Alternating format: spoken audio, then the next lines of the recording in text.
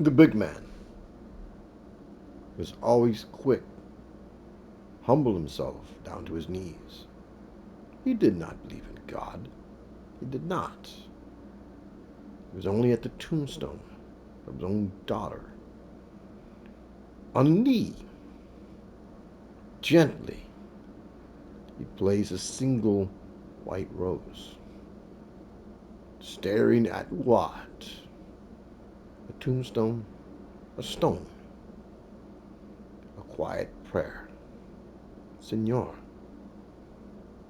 I do not talk to you often, but if she is up there, Jojo, it has now been 4 years since you've gone. Anguish, like always, my heart, it grieves. Heaven knows I miss you. And like always, the same words passed through his mouth, dry tears, always recalling the time. Frantically, the woman, his ex, called him. But this time, you need to come quickly, is what she said. She's slipping away.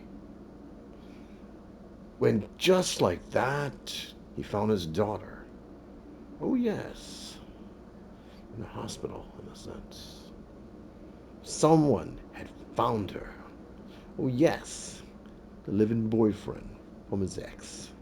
Running to the bathroom, he slammed the door, and there, oh, yes, she'd cut her wrist, bleeding. Always a rush, a call, a frantic call. The ambulance took her, and just like that, grief. Yes, the ex. A call. You need to be here. She's slipping away. And just like always, never in time. Just like that, she was gone. She had cut her wrist. And why? Over a rape. Over rape. And just like that, to the ground she went. Always the man was just that, to drink and bury himself in grief in a sense that he was not there for the end. He was not. No hope. In this life, I have no hope, is what he said. There, at the graveyard, he went right to her grave. Stared down to his knees he fell. Touched the stone itself. Josefina Marie Ortiz was her name. He called her with joy, Jojo. Another name he'd called her also. He called her Jewel, the jewel of my eye. He wept. He cursed the heavens. He cursed all the things he could think. Often, always in drink. He drunk himself dry, penniless, almost homeless, almost a vagrant. And she, like always, taunting him, you are nothing. You are simply a roach, is what she said, the ex. You were never there. In the end, all you are is simply a roach. The grief had taken the man and withered him down. Always a drifter, he would take his bike across the country, trying to understand what his grief was. Never successful in any type of employment. Job after job, agencies, temp service, what? Unloading trucks. Always some stupid things. And always, at the anniversary of her death, he would go to her grave. He would grieve. He would try to pray. He always said the same thing when he looked right upon her stone, her tombstone. There is no hope, is what he said. My hope is I could end my life in a sense. I wish I could. Something in the distance when the man put down the flower arose again.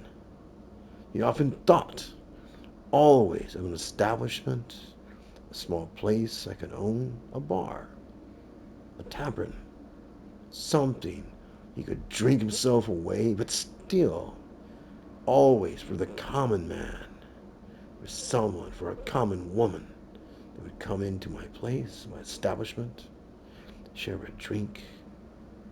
A common man is what I am. I have always been a common man. Always on the anniversary of her passing, he would always say the same thing. I wish I could disappear. I wish I could see you again, Jojo. One day, just like that, when he went to visit, down with the rose again, the white rose.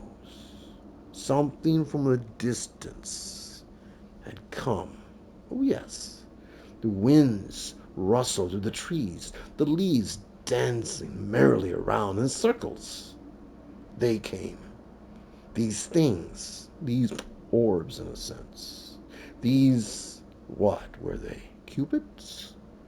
Small angels appeared and somehow swirled around the man and somehow encased him in what? A bubble? A soap bubble. And there, laughing, was, well, Jojo. Smiling, smirking. She stared right at him, her eyes whirling around her head, in some ways laughing. She looked at the man, and somehow he could understand what she said. And just like that, he was taken up to the heavens. What type of heavens? I've been here before. I know I have. The sensation's like a memory. Up he went, up to the sky.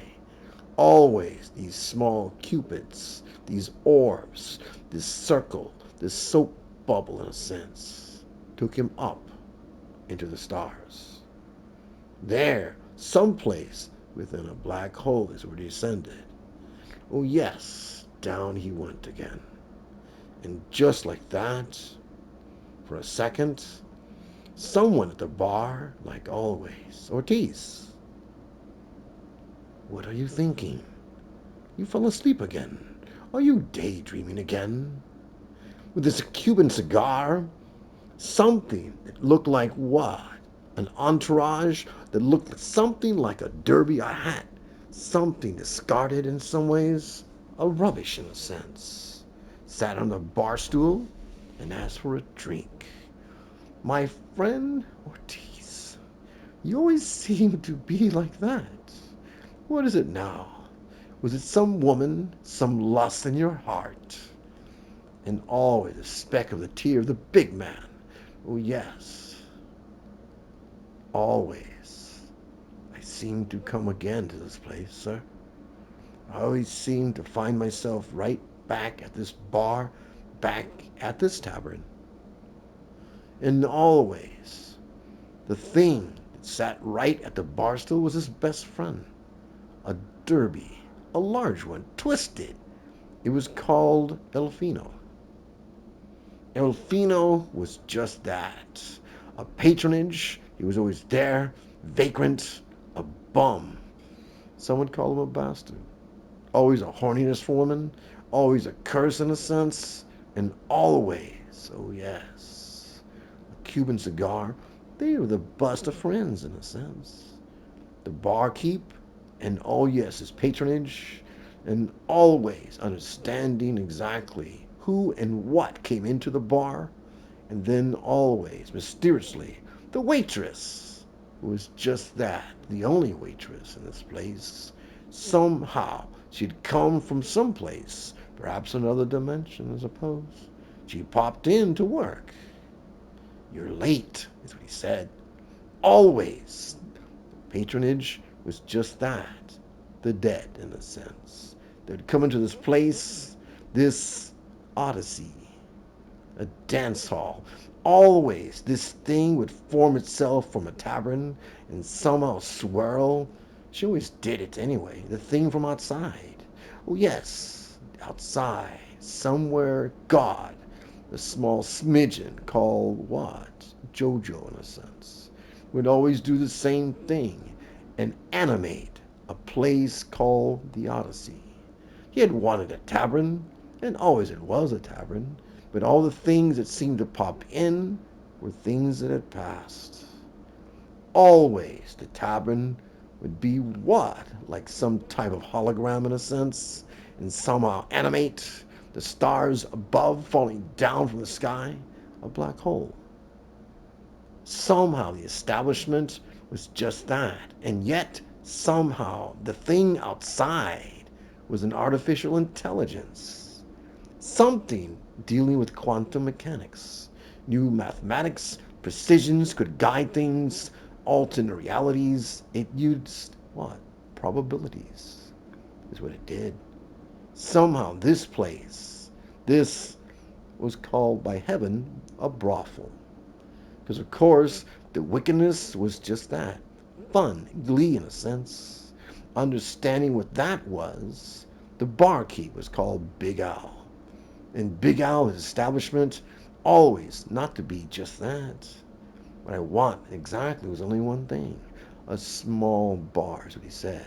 But somehow that had transformed itself into what he called, I am just like Odysseus, a man always on a journey, trying to understand my life, the start of it, the end of it, and still trying to understand, can a man earn a decent wage and have one thing only, an establishment? So it was given to him, not from God, not from labor in a sense, from grief in a sense. Something had taken him and brought him here upon the darkness, had hurled him right down what exactly? Right down to the hole of his daughter's grave, in a sense, and brought his misery just to this, back to the bottle again, but to a place of establishment, of perversion, in a sense. The Odyssey was just that, a massive dance hall, a dance palace, and always, when he went right to it, it would change and transform itself. Oh, yes, it did. Anything of imaginations. The God outside, he feared it more as a small child, perhaps his own. He only knew one thing. He dared not go from the illusion of this place, his Odyssey, in a sense. And always the music was just that. Discotheque, any type of music, always with a rhythm, and always the waitress who was what? A vagrant in a sense, some place she called the Four, would come up from this place, and always just like that, she would dawdle, her eyes would whirl in her head, and picking up what?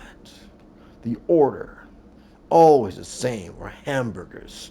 Always sloppy, greasy, but still she would serve it. She would go up. Always the Odyssey Big Owls. The Owls Taverns, we knew it, only had two tables. The first table, table 1. And the second table, always table 4. Understanding what that was a mystery. Always, when she walked, Elfino, oh yes, with a smile, would always look at her butt. She wiggled it like always. It was tight. And always he would smile. That one has an ass. What?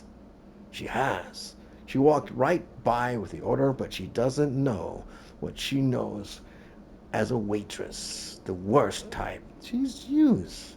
She's just that. He would say, Elfino, you must know, have manners, sir. That is the only way to make it into this place. Always. Hope.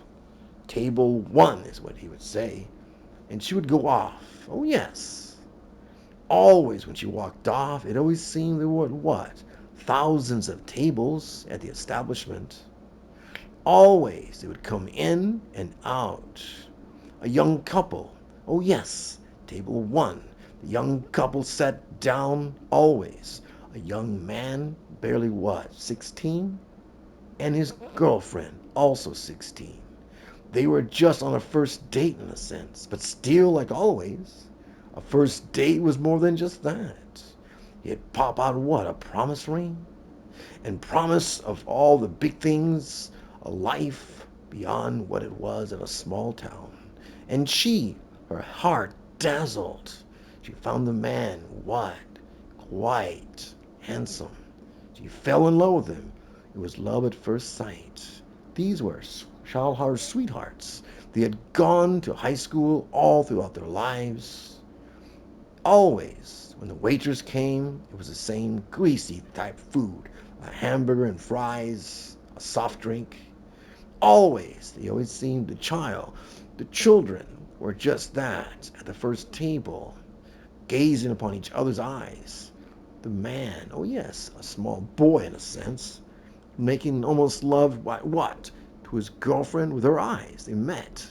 And yet, like always, the promise ring, always something more. The man, who was just that, a small child, slowly aged to what? Almost an adult. And then always, table four, oh yes, quiet and reserved.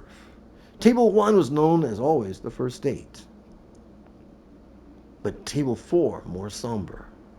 The waitress, who almost stumbled over the floor again, like always, with the order, went to table four. There, an old woman, like always, with grief, her head held down.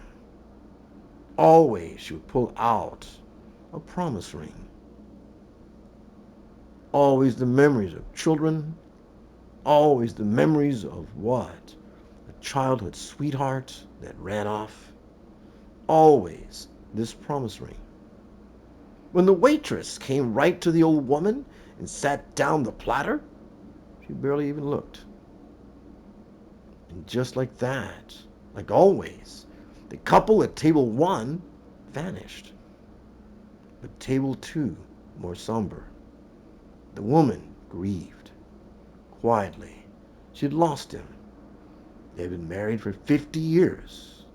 When he had passed, he was her life. Always. The photographs on the piano always would haunt her. Living life alone, she had passed with a broken heart. When she had gone to that last day when she saw him, and always, it was due to COVID in a sense. Pressing her hands on the glass door, in a sense, her eyes filled with grief. She could not go in. And like always, he had passed. And her heart, she lasted long, alone. But finally age caught her. Time was not kind. Her heart had gave out. Table four was always just that, somber occasions. Couples would come in, they would vanish. Throughout the table, there were only two tables. But for Hope, the klutzy waitress, which she scanned, there were thousands of tables. Always at the bar, the big man would always see what? An apparition at the bar. The eyes would stare at the man in disbelief.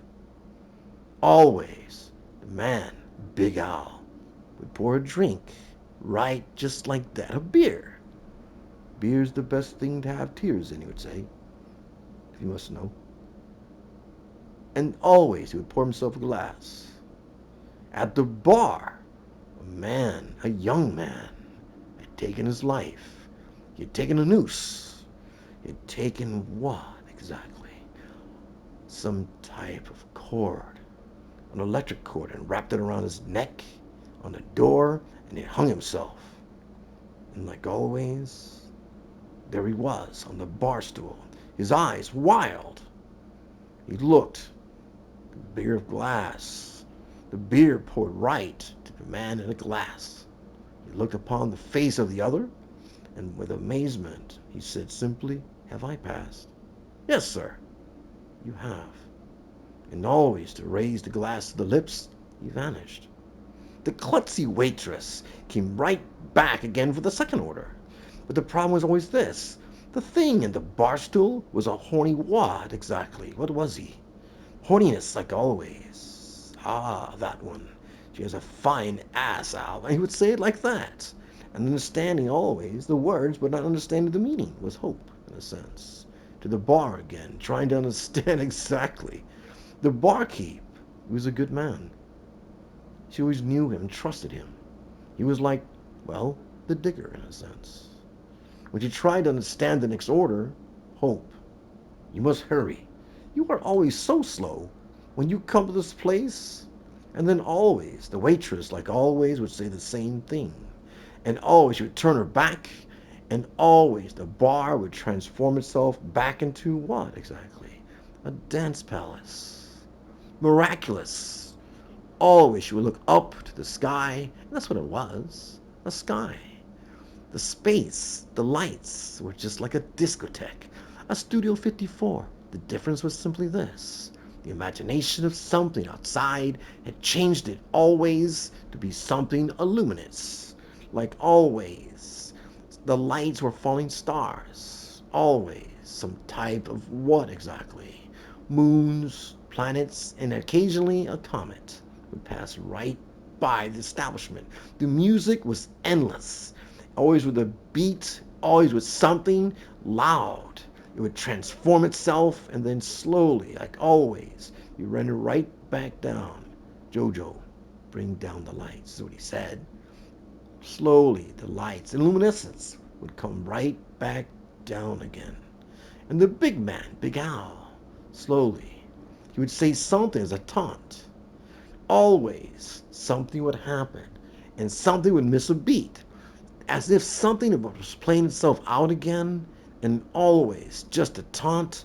He would say the word cruelly, cookie, is what he would say, and somehow, always, it brought it back down again, as in reboot, in a sense. He found himself back in a place called Chuck E. Cheese, a small 4-year-old smiling at him, pointing at what for a token, in a sense? The same thing of a memory, in a sense. The small child with a toothless grin, always known as the bite.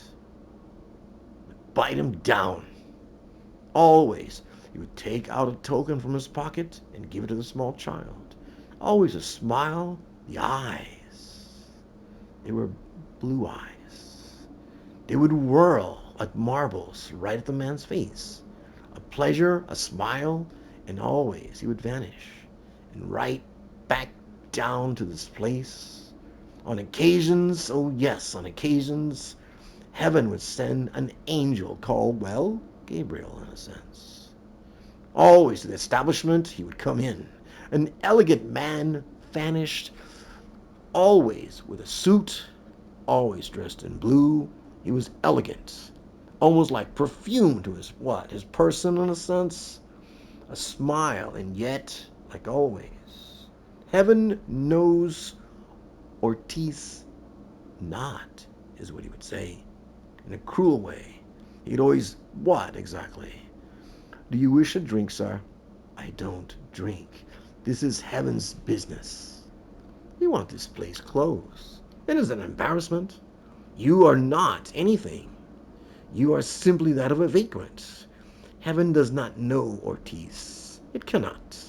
It does not recognize a brothel, a hiss from the thing that was a derby in a sense, a cigar and a puff of smoke. Get out. We don't want your kind here. This is a place of what, sir? That's what he said. Elegance, manners. You should know and refine yourself, sir. And always disgust. Heaven knows nothing. Heaven is not welcome here. And always a glass was offered for the man, but still he would turn it down, and he would vanish. Always with a hiss, El Fino. That one is not welcome here, Ortiz. Why do you let him in? But still, like always, the business of the day. And what is the business of the day, sir? He would say it with sadness in his heart, in a sense. What is the business of the day? I find myself conflicted. If you are the end, then what is the beginning? What is the purpose of life? Ah, you've gone reflective on me again, have you? You want to know the purpose of life? Is that it, Ortiz? You want to know what is the purpose of living a life? Living what exactly? What life do I live? Always the same thing. Quick to the drink, the bottle popped open again, this time whiskey in a sense. But it never was what it seemed to be. It was always just tea in a sense. But still, for the head, it always worked just fine. He poured himself a glass. And of course, Il Fino, his best friend, his bestie in a sense, at the bar, would look and smirk, and always, with a cigar, he would offer one to Ortiz. With a small puff, he would inhale. Oh, yes, the fine cigar from Havana. Oh, yes. And Locke, they would talk, in a sense, trying to understand exactly the purpose of what life was. Always, there must be hope in life, is what he said. Without it, it cannot exist. It cannot. Always, El Fino, known as the End, would try to understand the man's perspective.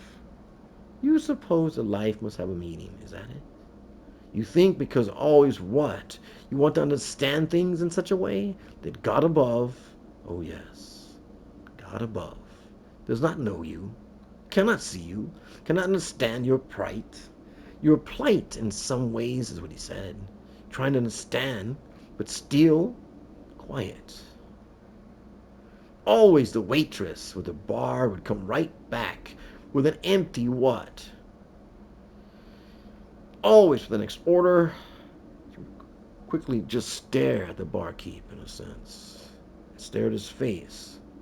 And always, she'd always call him the same. She always called him, well, on occasion, she used the word dad. She would say that word. But always the big man, I'm not your father. Waitress, hope is what he said. Tried to find your butt and pick up the next order. Table one again. It was always just like that. Always the man had known himself job after job after job with no sense of direction, like always would find himself right at her grave. Always the tombstone, Josefina. There he was again, laying down the white rose again, like always. It was played out again and again and again. The anguish would have taken her. Rape, as we heard. Trying to understand a box, a church, roses, always white roses. And then just like that, down to the ground she went. Understanding grief, he had tried to take his life several times. He had tried. And always a drifter in a sense. On his bike, trying to explore himself, he was Odysseus. On a journey. Always, I could never seem to find myself. I cannot find, he would say it, Ithaca, in a sense. I cannot. Always the same thing. There he would be, drinking himself down again. Always, again, he would appear at this place. Al's Tavern is what it was called. Always a small place, a cigar in his mouth. Always wiping down the bar, someone would come in and sit down in conversation. A commoner, in a sense. And always would play himself out. Sometimes something would happen, and a cruel word was uttered as if by what? Understanding the word, but still he would say the word anyway. It meant reboot. When he did it, he would simply say the word cookie. And always the establishment, the Odyssey, would come crashing down. Somehow the same thing. Music would pulsate. On occasions, a tenor sax would play from a distance. Always his eyes filled with tears, quiet, a cigar in his mouth, and always El Fino, the End, eluded him like always. But still, Alfonso, you must know, I am with you to the end.